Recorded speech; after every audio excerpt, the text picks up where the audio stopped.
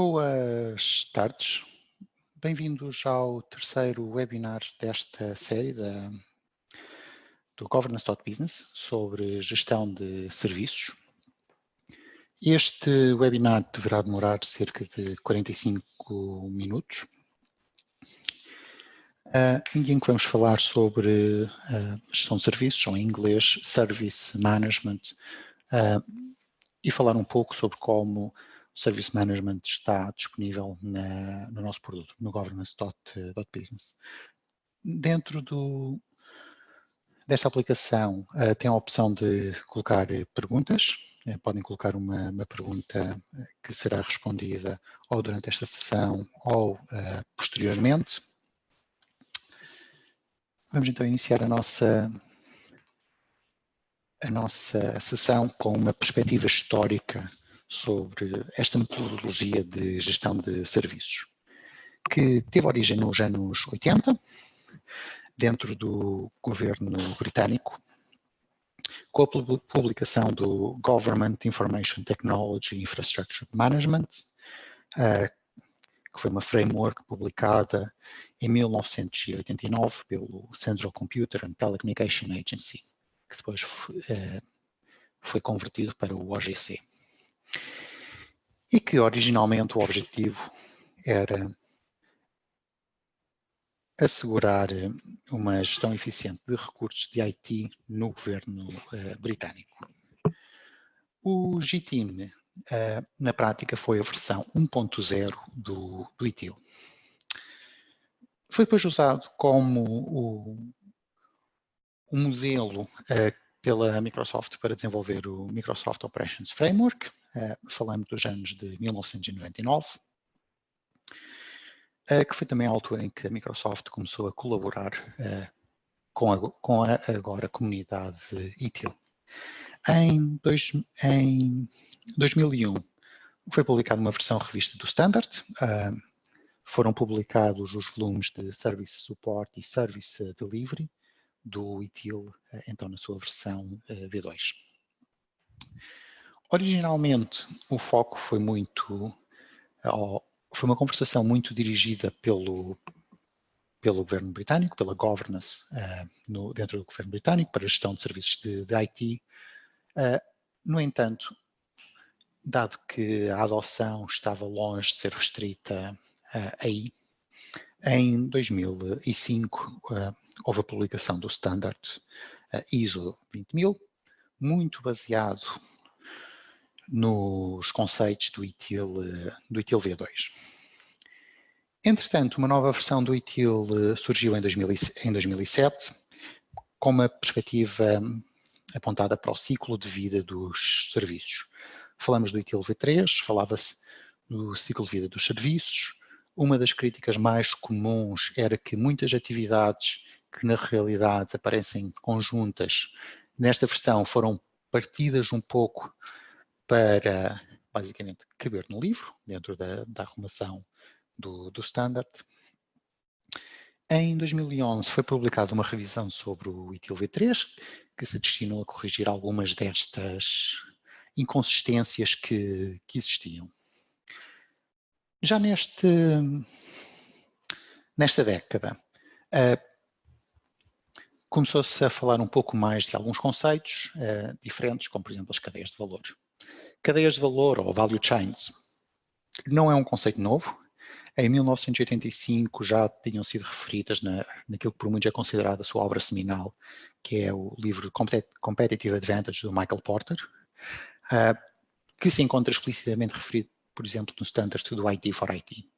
IT for IT começou como uma organização, um conjunto de indústrias que se reuniram no início do século. Em 2014 foi integrado no Open Group e em 2007 foi publicado a versão 2.1 da arquitetura do IT for IT, que ainda continua a ser a versão corrente. E este ano foi publicada uma nova revisão do ITIL, falamos do ITIL V4, que já incorpora então estes conceitos de value chains e e todos os passos que são necessários para ter valor dentro do contexto da gestão de serviços,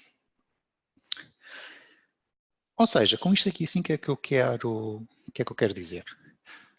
Estamos a dizer que o IT já tem mais de 30 anos de história sobre um modelo de gestão de serviços, como receber pedidos de utilizadores, como gerir estes contratos, como garantir que este serviço é apresentado com qualidade.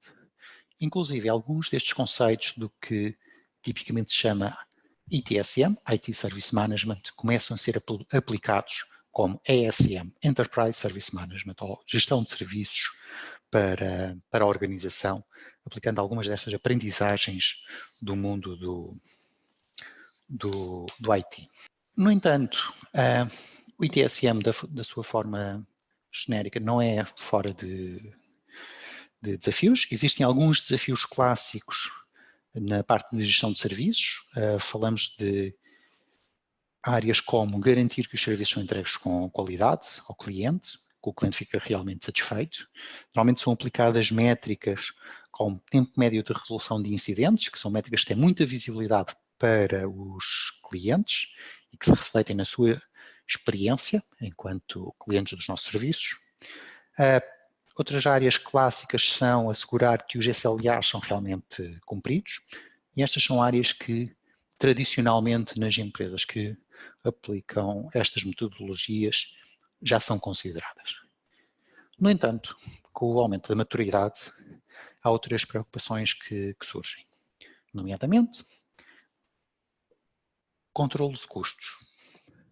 Ou seja, quanto é que nos custa realmente resolver estes pedidos que nós temos aqui assim, que são parte de um contrato?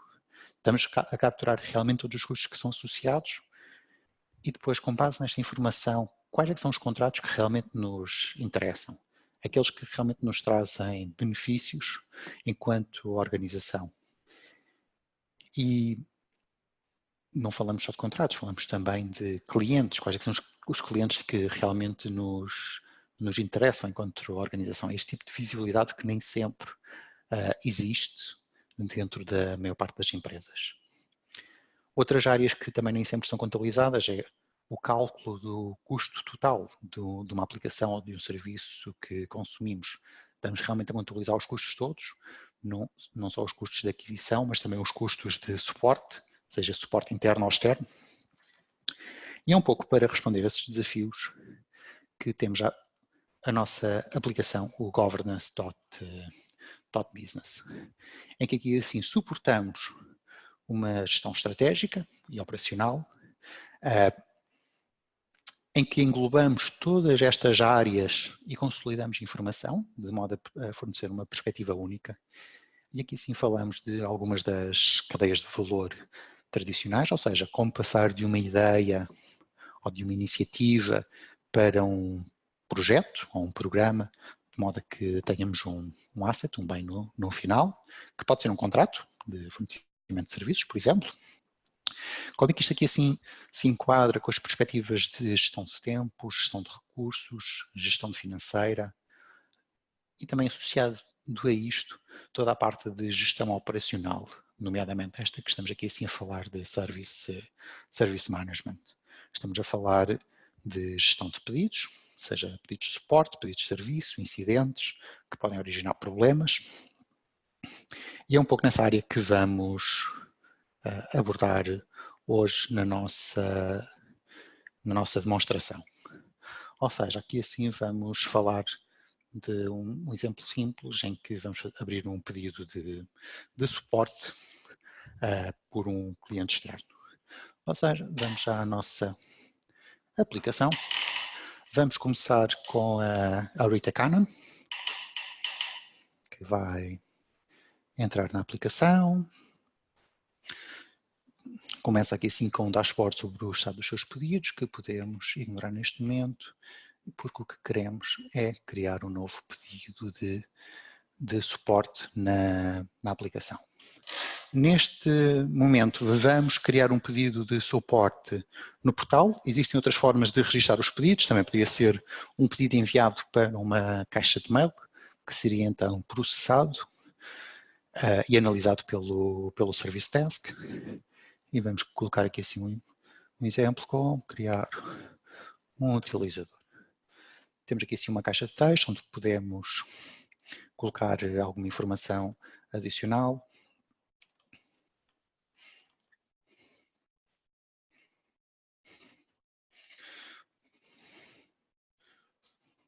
Podemos formatar o texto. Podemos adicionar imagens. Podemos priorizar, dar aqui sim uma prioridade, ou seja, neste caso isto é prioridade baixa. Vou selecionar os serviços. Neste momento só temos aqui sim os serviços que são contratados e aos quais este cliente tem acesso. Não são todos os serviços da organização. E aqui sim vamos escolher qual é que é a categoria deste pedido. Neste caso é um pedido funcional. E vou então criar aqui assim o meu pedido.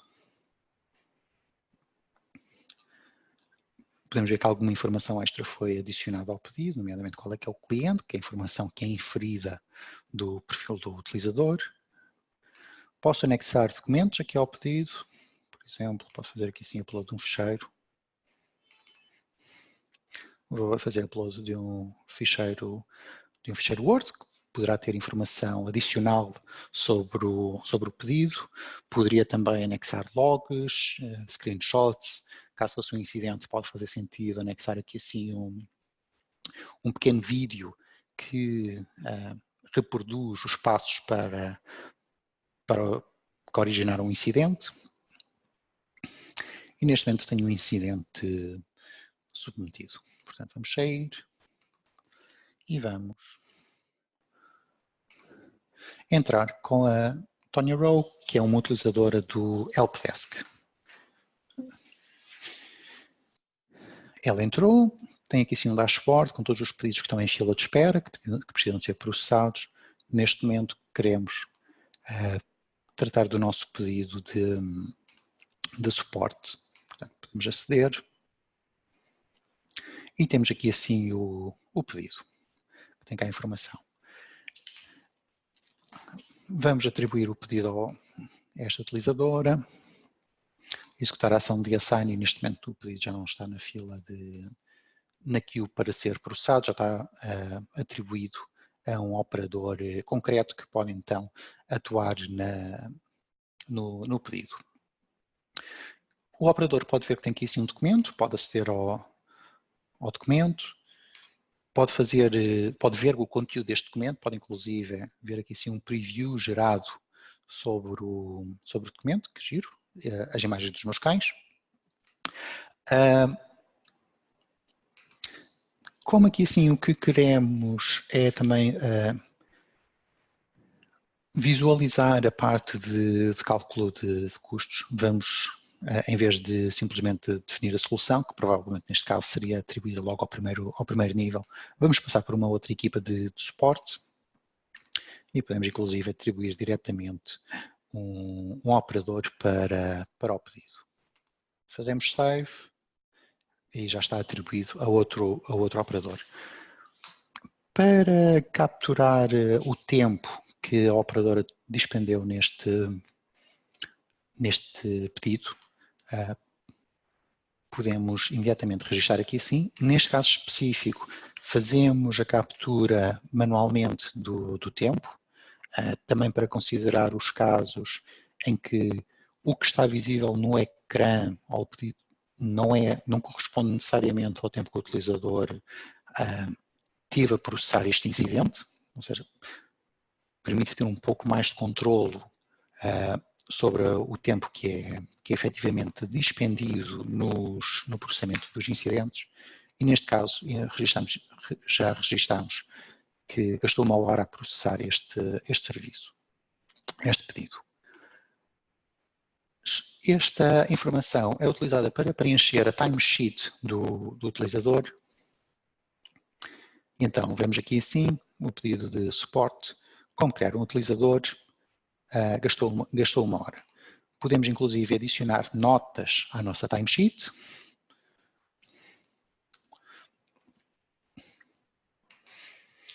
Estas notas não é muito relevante neste caso, mas podem ser utilizadas para passar informação adicional a quem pode aprovar estas timesheets ou folhas de horas. Um exemplo seria um caso de uma ausência passámos 4 horas na escola do filho, por exemplo. Seria informação que era possível facilmente capturar aqui assim. Podemos ver que existem aqui assim alguns avisos registados na parte da folha de horas, ou seja, temos aqui assim a indicação de que era expectável que neste dia fossem registradas 8 horas, no entanto só está aqui assim 1 hora. Da mesma forma, temos aqui assim a indicação de que para este mês era expectado que tivessem registradas 160 horas, portanto temos 143 horas em falta. Normal, aqui assim neste exemplo. E vamos submeter a timesheet, de forma que os tempos sejam realmente contabilizados. Vamos sair da Tonya Roll. Nós atribuímos este incidente ao António Sandoval, portanto vamos entrar como o António Sandoval,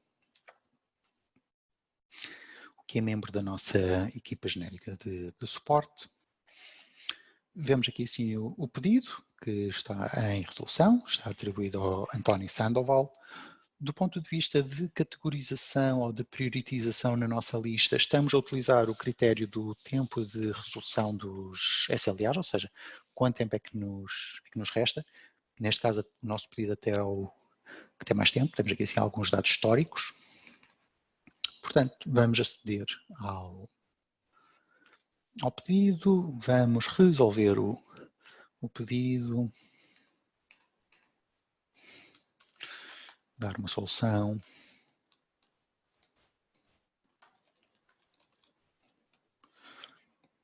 E podemos então marcar o pedido como Resolved. Portanto, vamos marcar a ação Resolved. Conforme vimos, tínhamos várias ações disponíveis. Isto aqui assim reflete o facto de nós termos um workflow associado ao nosso pedido de suporte.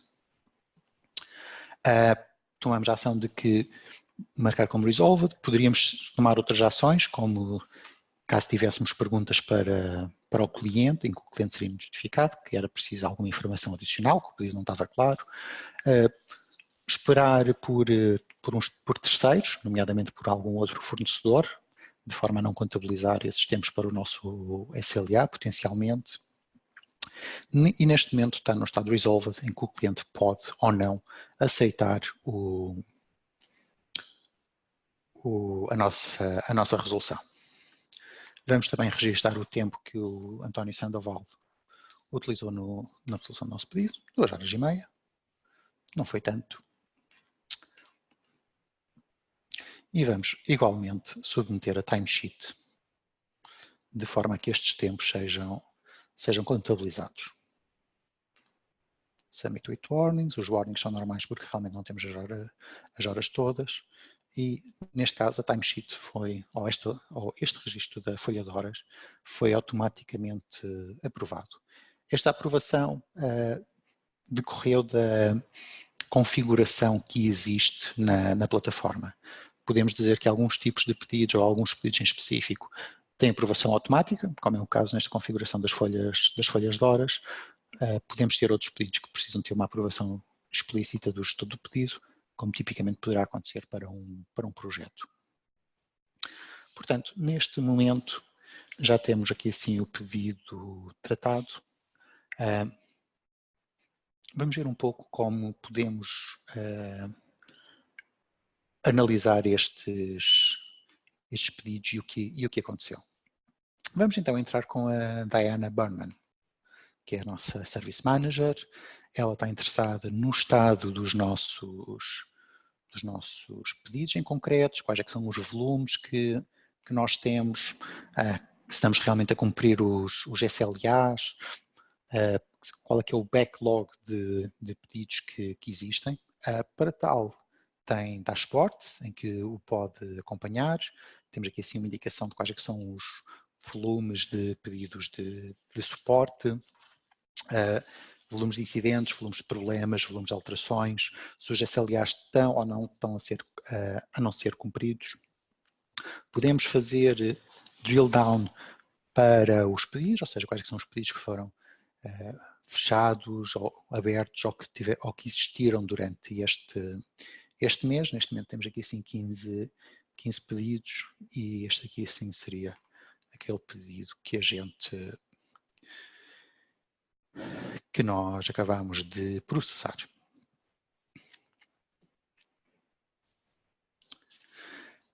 Estive aqui assim a mostrar estes dashboards relativos ao Service Delivery. Os utilizadores em si também podem criar os seus próprios dashboards, de modo a ver a informação que lhes interessa, ou seja, que é realmente interessante para o utilizador. É possível configurar os drill downs, também existem relatórios que podem ser utilizados dentro deste contexto. Ou seja, o que é que estivemos aqui assim a ver? Estivemos a ver aqui assim um caso em que fizemos o registro e seguimos o fluxo de um pedido de suporte. A priorização da resolução, no nosso caso, foi baseada nos SLAs, ou nos tempos remanescentes para o SLA. Já vamos ver um pouco mais à frente como é que isso é influenciado, ou seja, como é que estes valores são aferidos. Todo este processo de gestão de suporte utiliza um conjunto de atividades bem definidas, com interlocutores bem definidos para cada uma das atividades, que pode ser configurado como parte da definição do serviço. E o que é que obtemos com isto? Obtemos maior visibilidade e transparência sobre os pedidos que existem. Falamos de incidentes, falamos de alterações, falamos de todos os tipos de pedidos. Suportamos aqui sim, um processo de assignação ou de atribuição dos pedidos às diferentes equipas, com base na categorização, e dá-nos também informação sobre o tipo de pedidos que existem na plataforma, de forma que consigamos utilizar isto para identificar volumes ou problemas que possamos ter na parte da resolução dos pedidos.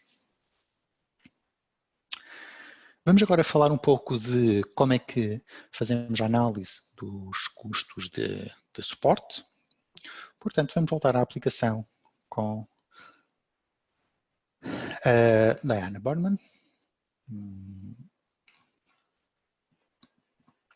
Estamos aqui assim com a Diana Burnman. Vamos ao nosso dashboard de Service Overview, que nos dá uma visibilidade sobre todos os contratos que temos.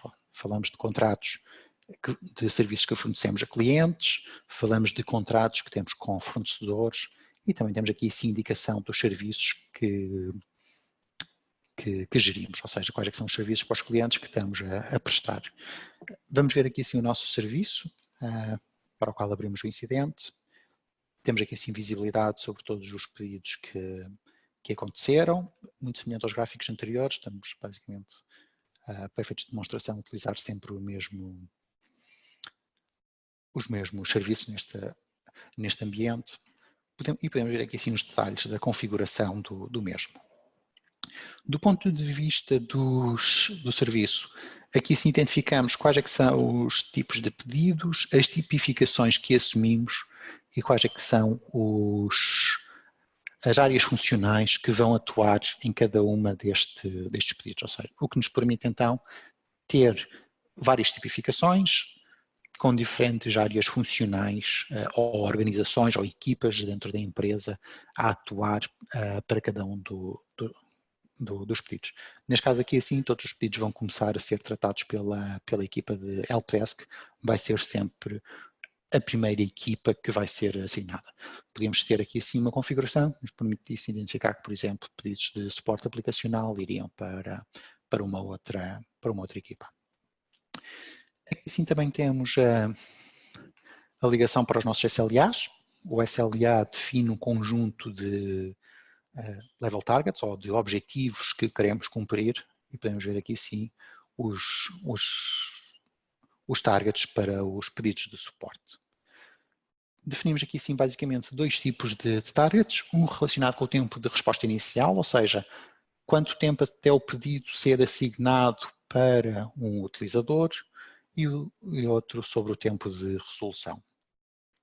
Também utilizamos aqui essa informação da prioridade para identificar qual é que é o tempo que é esperado para garantir o cumprimento deste SLA. Também podíamos adicionar aqui assim, identificadores adicionais, nomeadamente com base na categorização do pedido, na categorização do utilizador que está a efetuar o pedido. Para cálculo destes SLAs, também convém referir que depende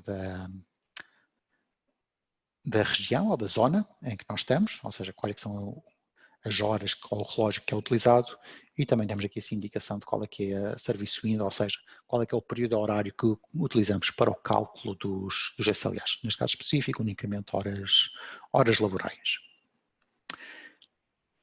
O nosso serviço está encaixado dentro de um contrato de manutenção de serviço, podemos navegar para o mesmo, e aqui sim, dentro deste contrato que já começamos a fazer a gestão financeira do mesmo. Ou seja, temos aqui sim visibilidade sobre os custos e benefícios deste contrato. Neste caso aqui sim em específico, os nossos custos são bastante baixos, o que faz com que a nossa margem seja interessante. Temos informação sobre a progressão dos custos face ao esperado, ou seja, neste caso aqui sim em concreto, podemos ver que em julho os nossos custos atuais ultrapassaram o esperado. Também podemos ver aqui, por outro lado, que em setembro os nossos benefícios atuais ultrapassaram o esperado. E podemos ver aqui sim um pouco mais de informação sobre onde é que estão estes custos. Foi na parte de recursos, e neste caso aqui sim, margem negativa neste mês, para o qual, ou neste período para o qual estamos a fazer o drill down, não houve basicamente benefícios realizados, que é como quem diz, faturas pagas. Esta parte de gestão financeira é tipicamente gerida aqui assim, neste ecrã. Neste momento temos aqui assim uma única linha de custos. Podemos adicionar mais linhas de custos para refletir, por exemplo, custos associados a despesas de infraestrutura, despesas de vendas, não unicamente a despesas com os nossos recursos internos. E podemos ver aqui sim que atualmente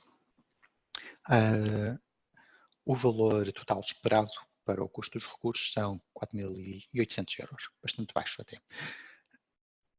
Esta linha, conforme podem ver, não é editável, porque isto é aferido com base nas horas que são reportadas e no planeamento que fizemos sobre os recursos que são esperados atuar neste contrato. Por outro lado, aqui sim os benefícios nós podemos editar manualmente. Neste caso específico, a configuração assim nos permite. A planificação dos recursos é feita aqui sim neste ecrã da Work Team, em que identificamos quem é que a gente, ou os papéis, ou os perfis que a gente espera que vá atuar. E podemos então dizer, esperamos ter aqui sim um perfil de maintenance, que neste caso começa no início do ano, termina no início do ano. Temos aqui assim um valor esperado de esforço.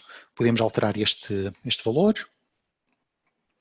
E isto aqui sim depois vai afetar os custos que esperamos ter no nosso contrato, ou seja, aumentamos aqui assim o Estimated Effort. Este cálculo é feito com base em regras de custo.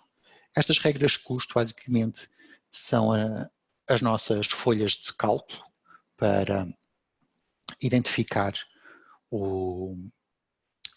como vai ser calculado. E temos o valor por hora, temos umas regras de default e então podemos ter mais algumas regras em que temos em consideração qual é que é o papel do utilizador, qual é que é a região, a organização, ou inclusive o objeto ou o contrato sobre o qual vai atuar. Podemos identificar para um contrato em específico. Temos umas regras de cálculo de custos de forma diferente. Novamente, vindo aqui assim à nossa folha de custos, podemos ver que realmente aqui sim os nossos custos aumentaram, passamos dos 4.800 que tínhamos para 28.200. Também aqui assim de referir que a aplicação suporta várias moedas. Neste momento temos aqui assim 5 moedas registadas. Isto é uma questão de configuração, podemos adicionar mais tipos de moedas à plataforma. Podemos também configurar aqui assim as exchange rates ou as taxas de câmbio para cada uma destas moedas conforme elas vão mudando, e isso é então utilizado para aferir estes valores que estamos aqui assim a ver.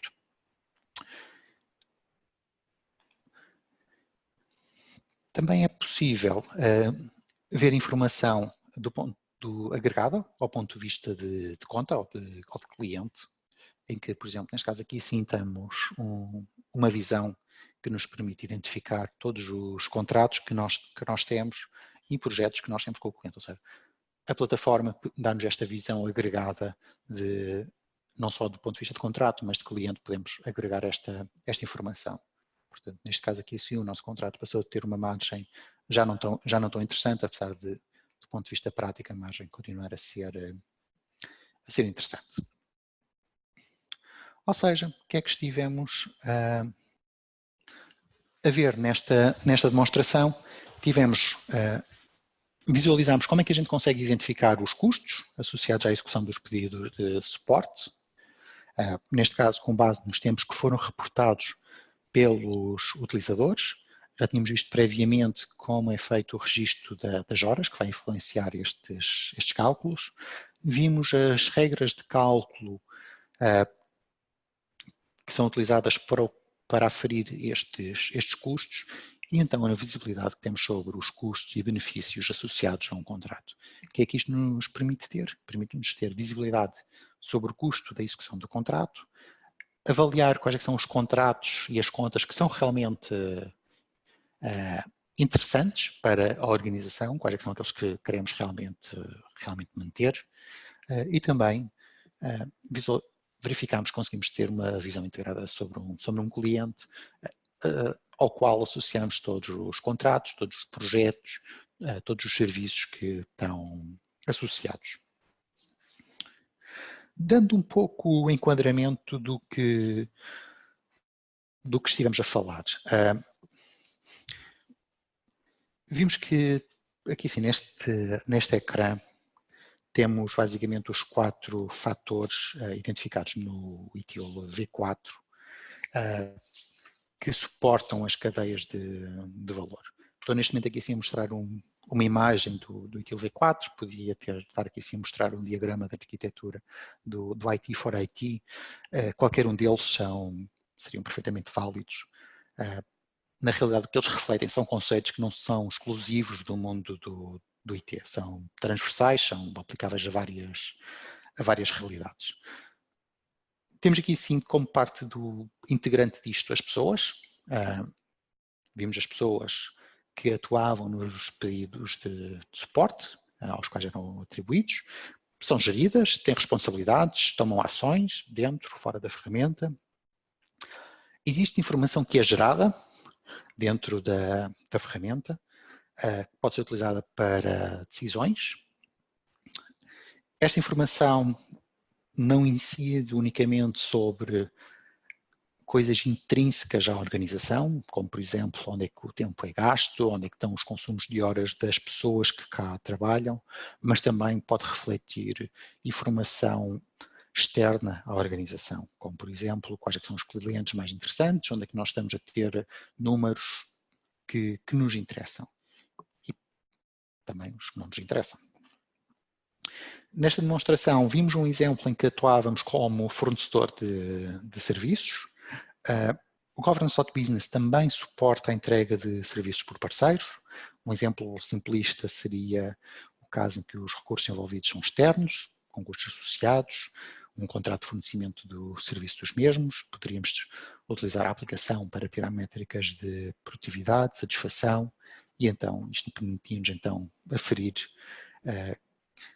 a qualidade do serviço que está a ser prestado e está de acordo com os parâmetros esperados. E o quarto fator que assim é referido refere-se aos processos e às cadeias de valor. Nesta demonstração vimos um exemplo de um processo, o processo associado à gestão de pedidos de suporte. Este processo fornece uma base sobre a qual se pode capturar informação. E é um exemplo de um processo. Não é esperado que todas as organizações utilizem os mesmos processos. Devem ser adaptados às pessoas, ao contexto da organização em si. Não é expectável que um processo seja utilizado por uma empresa que tem 10 pessoas, seja o mesmo processo utilizado por uma empresa que tem 10.000 pessoas. Vai haver muitas semelhanças, é certo, mas não será exatamente o mesmo. Neste webinar não falamos muito de cadeias de valor. Existem outros webinars que estão online ou vão estar brevemente online no nosso site, governance.business, que cobrem esta parte, como por exemplo o que está associado à gestão de vendas e implementação de projetos. Esta demonstração também incidiu sobre a versão atual do software. Está planeada até ao final do ano uma nova versão que se vai focar mais nos casos de uso de Service Management, vai incorporar uma Knowledge Base que nos permite mais facilmente responder aos pedidos de suporte e suportar configurações adicionais do ponto de vista de categorização de pedidos. E é basicamente tendo isto em mente, somente tendo aqui sim, uma visão integrada de todos estes fatores, ou seja, falamos de organizações, pessoas, informação, a tecnologia subjacente a isto, as relações com os nossos parceiros, implementado sobre processos, que a gente consegue realmente trazer valor à nossa organização. Muito obrigado pelo vosso tempo. Até uma próxima.